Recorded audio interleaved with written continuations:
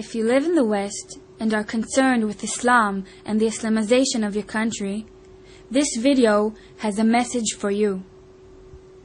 What Islam is Not was published in the frontpagemagazine.com on April 21, 2008, and is an adaptation from a book written by Dr. Peter Hammond, Slavery, Terrorism, and Islam.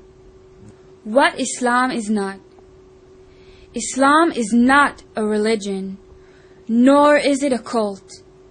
In its fullest form, it is a complete, total, 100% system of life. Islam has religious, legal, political, economic, social, and military components. The religious component is a beard for all of the other components. Islamization begins when there are sufficient Muslims in a country to agitate for their religious rights. When politically correct, tolerant, and culturally diverse societies agree to Muslim demands for their religious rights, some of the other components tend to creep in as well. Here's how it works. As long as the Muslim population remains around or under 2% in any given country, they will be, for the most part, regarded as a peace-loving minority and not as a threat to other citizens. This is the case in United States, Australia, Canada, China, Italy, and Norway. At 2 to 5%, they begin to convert from other ethnic minorities and disaffected groups, often with major recruiting from the jails and among street gangs. This is happening in Denmark, Germany, United Kingdom, Spain, and Thailand. From 5% on, they exercise an excessive influence in proportion to their percentage of the population. For example, they will push for the introduction of halal food, which is clean food by Islamic standards, thereby securing food preparation jobs for Muslims. They will increase pressure on supermarket chains to feature halal on their shelves, along with threats for failure to comply.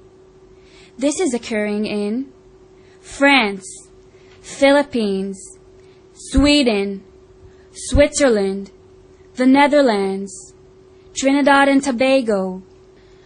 At this point, they will work to get the ruling government to allow them to rule themselves within their ghettos under Sharia, the Islamic law. The ultimate goal of the Islamists is to establish Sharia law over the entire world. When Muslims approach 10% of the population, they tend to increase lawlessness as a means of complaint about their conditions. In Paris, we are already seeing car burnings. Any non-Muslim action offends Islam and results in uprisings and threats, such as in Amsterdam and in other Western cities, with opposition to Muhammad cartoons and films exposing Islam. Such tensions are seen daily, particularly in Muslim sections in Guyana, India, Israel, Kenya, and Russia.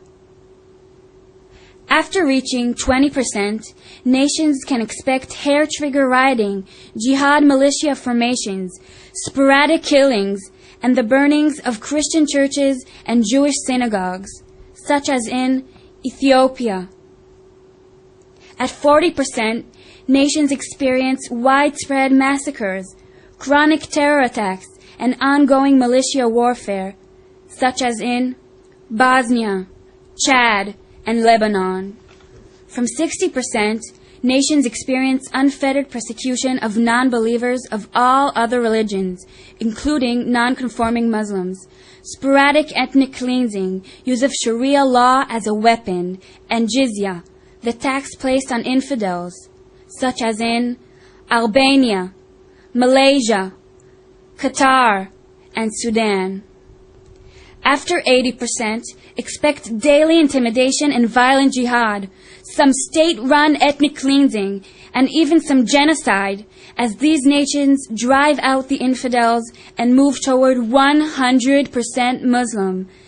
such as has been experienced and in some ways is ongoing in Bangladesh, Egypt, Gaza, Indonesia, Iran, Iraq, Jordan, Morocco, Pakistan, Palestine, Syria, Tajikistan, Turkey, and United Arab Emirates.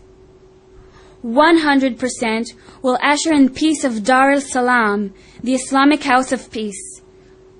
Here, there's supposed to be peace because everybody is a Muslim. The madrasas are the only schools and the Quran is the only word, such as in Afghanistan, Saudi Arabia, Somalia, and Yemen. Unfortunately, peace is never achieved, as in these 100% states. The most radical Muslims intimidate and spew hatred and satisfy their bloodlust by killing less radical Muslims for a variety of reasons. A quote from the book The Hajj by Leon Uris. Before I was 9, I had learned the basic canon of Arab life. It was me against my brother. Me and my brother against our father. My family against my cousins and the clan. The clan against the tribe. The tribe against the world. And all of us against the infidel. It is important to understand that in some countries with well under 100% Muslim populations, such as France, the minority Muslim populations live in ghettos, within which they are 100% Muslim, and within which they live by Sharia law. The national police do not even enter these ghettos. There are no national courts, nor schools, nor non-Muslim religious facilities.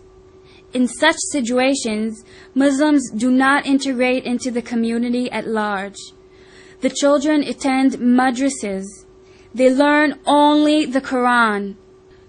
To even associate with an infidel is a crime punishable by death.